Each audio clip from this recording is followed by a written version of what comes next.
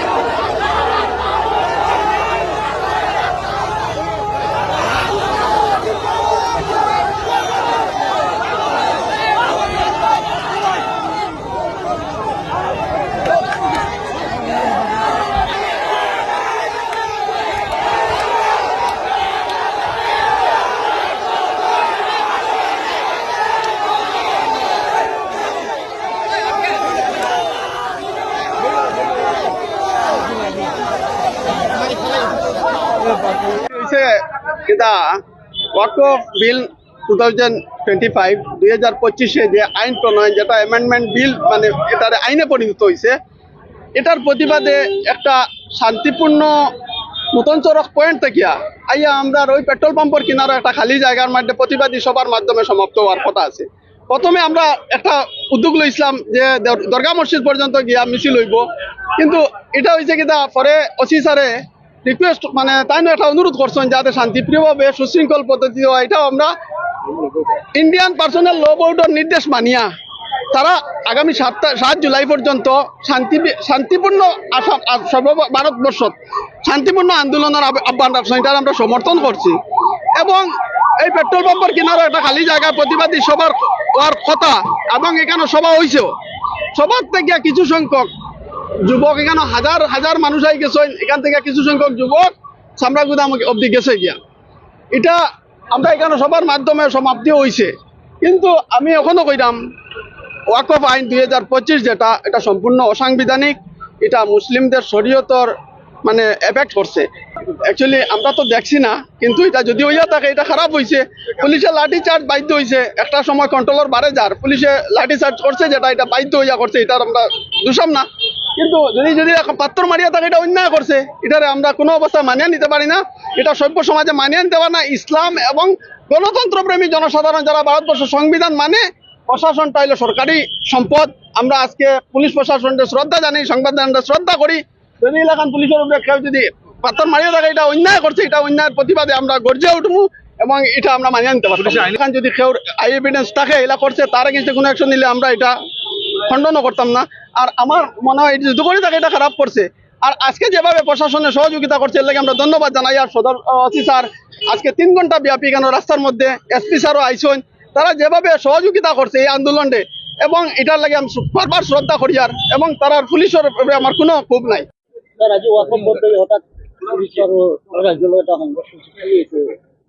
এটা প্ৰতিবাদী সমদল ওলাইছিলে বেৰেঙা অঞ্চলৰ পৰা, আৰু তেওঁলোকে কোনো পাৰ্মিশ্যন বা তেওঁলোকে কোনো যিহেতুকে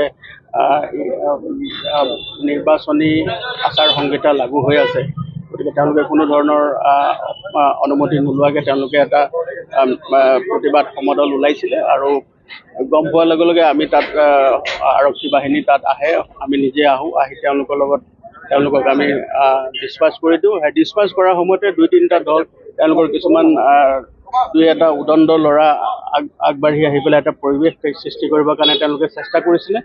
গতিকে আমি এটা মৃদু লাঠিচাৰ্জ কৰি তেওঁলোকক আমি ডিছপাছ কৰি দিছোঁ, আৰু সকলো এতিয়া চব ঘূৰা-ঘূৰি হৈছে। মানে যিটো পৰিৱেশ আছে সম্পূৰ্ণ শান্তিপূৰ্ণ আছে। আৰু আমি ৰাইজক আহ্বান কৰিছোঁ যে যি কথাই হওক, অগণতান্ত্ৰিকভাৱে যিকোনো ধৰণৰ এনেকুৱা যদি ব্যৱস্থা তেওঁলোকে হাতত লয়, তেওঁলোকৰ বিৰুদ্ধে কঠোৰতম আইনগত ব্যৱস্থা ল'বৰ কাৰণে আমি সাজু হৈ আছোঁ। আৰু এতিয়া ইয়াত পৰিস্থিতি সম্পূৰ্ণ নিয়ন্ত্ৰণাধীন আছে। আৰু যিটো তেওঁলোকৰ যিটো প্ৰতিবাদী সমদল ওলাইছে, তেওঁলোকে চব ঘূৰা-ঘূৰি হৈছে। আমি তেওঁলোকক কৈ দিছোঁ, আৰু তেওঁলোকৰ যিসকল জনা বুজা লোক আছিলে তেওঁলোকে ইতিমধ্যে সকলো ৰাইজক বুজাই মেলি তেওঁলোকে পঠাই দিছে, আৰু তেওঁলোকে ইয়াৰ পৰা গুচি গৈছে।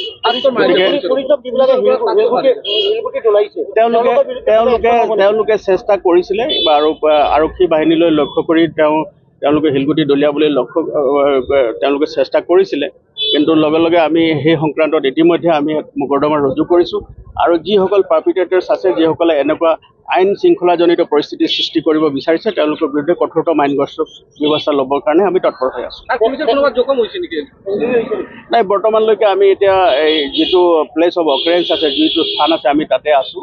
আৰু আমাৰ যিসকল আৰক্ষী বাহিনী আৰু CRPF আৰু আমাৰ কমাণ্ডো ফ'ৰ্চেছ আছে, তেওঁলোকো এতিয়া বৰ্তমান ইয়াত আছে। আৰু এই অঞ্চলটোত আমি ইতিমধ্যে যাতে কোনো ধৰণৰ আইন শৃংখলাজনিত পৰিস্থিতি নহয়, তাৰ কাৰণে আমি ছিকিউৰিটি ফ'ৰ্চেছ আমি ডিপ্লয় কৰি দিছোঁ। আৰু সমগ্ৰ জিলাখনতে যাতে কোনো ধৰণৰ অপ্ৰীতিকৰ ঘটনা নহয়, তাৰ কাৰণে আমি সষ্টম হৈ আছোঁ। আৰু বেআইনীভাৱে যিকোনো ধৰণৰ এনেকুৱা যদি তেওঁলোকে প্ৰতিবাদী সমদল বা তেনেকুৱা কাৰ্যসূচী তেওঁলোকে গ্ৰহণ কৰে, তেওঁলোকৰ বিৰুদ্ধে কঠোৰতম আইনগত ব্যৱস্থা ল'বৰ কাৰণে আমি তৎপৰ হৈ আছোঁ।